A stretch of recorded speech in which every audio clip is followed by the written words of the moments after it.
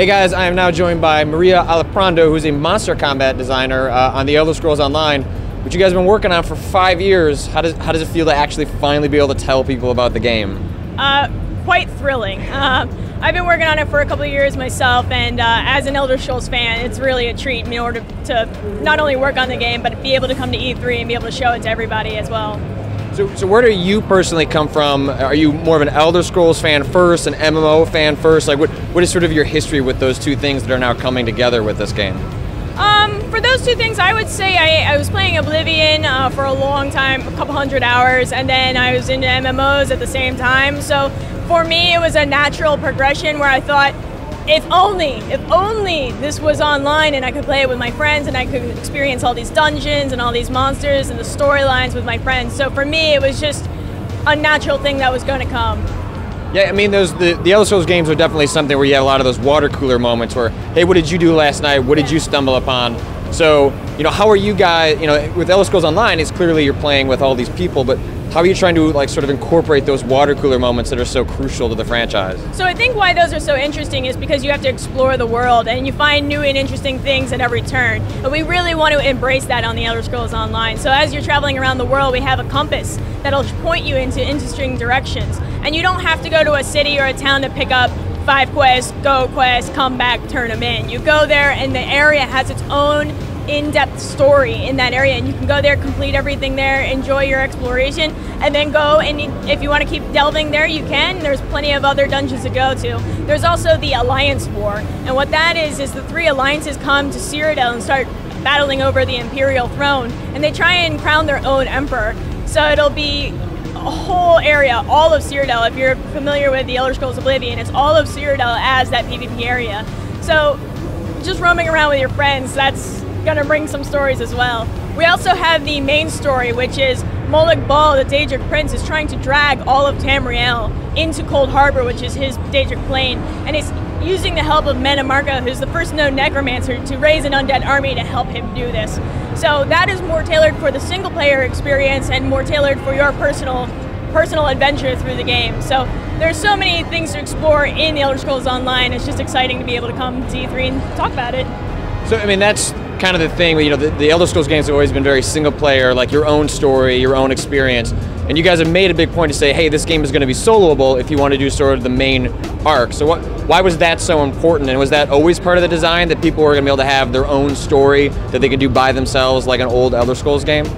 Yes, we absolutely wanted to include that, as it's so important to the Elder Scrolls games that there's a main threat in the world, and of course, a Daedric Prince, there's no threat like him. So we really wanted to tailor that for your own personal experience. That's not to say that you can and go and do some of those stories and help with friends, but we also have the public dungeons, instances, raids, and the Alliance Wars for the more social aspect of it. So we really wanted to give everything something to do. We made the whole of the game for a social environment, but we made the single player main story arc for that tailored experience.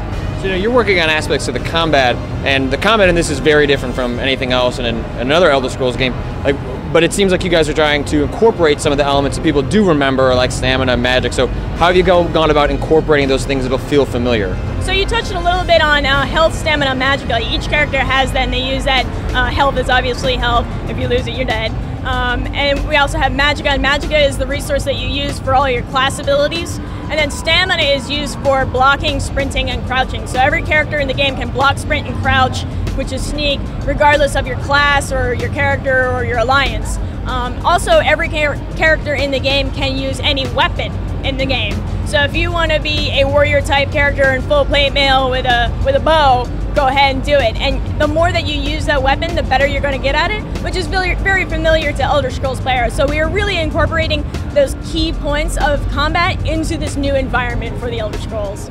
It seems like from the little I saw that the combat definitely allows, you can block, which is, usually when you play MMOs, it's, you hit 1, 2, 3, 4, you wait for the cooldown to happen. This seems like there's definitely an attempt to make it a little more active so the player is doing things in between those cooldowns. Absolutely. We want the game to be a lot more tactical as opposed to rotation based. We don't want you to do the 1, 2, 3, 4, 5, 1, 2, 3, 4, 5, 1, 2, 3, 4, 5. We want you to be involved in the world, watching what's going on, reacting to what's happening, blocking big, powerful attacks, and when you block them, the monster or enemy will go off balance and stagger backwards, and that's your opportunity to charge your weapon and do a powerful attack. The first two skills that you can use are for your weapon. The next 3 are based off your class that you choose, and we really want you to choose and slot abilities that are supportive to the type of playstyle that you want to go for. The last ability is an ultimate, and the way that you earn your to be able to cast your ultimate is by something called finesse points. So finesse was designed by Ed Knapp, one of our gameplay designers at ZeniMax. And what it is it rewards you for that tactical play. So every time you block, every time you kill a monster, every time you avoid a blizzard, every time you really react to the world, it rewards you these finesse points. And the more finesse points you build up, it builds your meter to be able to use your ultimate. So the better you become at the tactics, the better you can use all of your abilities. And also that carries over into PvP. We don't want to change the game on you when you go from PvE to PvP. So we're trying to teach you all these mechanics, and the mechanics will help you learn the counters to all of those, and those carry into PvP as well. So the things that you'll see the monsters do, since monsters behave a lot like players, you'll see that in PvP and be familiar with it. So it won't be an alien world once you go into Cyrodiil. So as a monster combat designer, what is your, of the monsters you've shown so far, what's your favorite? Well, it's the mud crab.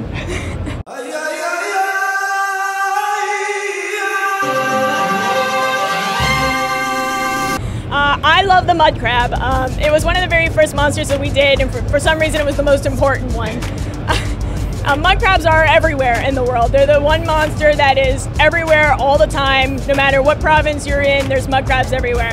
And so we made them actually burrow into the ground, and they go and come up behind you, so they try and flank you on your sides. And that was the first time that we knew we wanted our monsters to really think about what they were doing when they were fighting you and try and position themselves around you or try and get help from their buddies. Like, for example, wolves are pack animals, so they'll run around you. The alpha wolves can come and call more pack members, and they'll come in. We also have things like frost mages can lay down a wall of ice, and that'll protect them.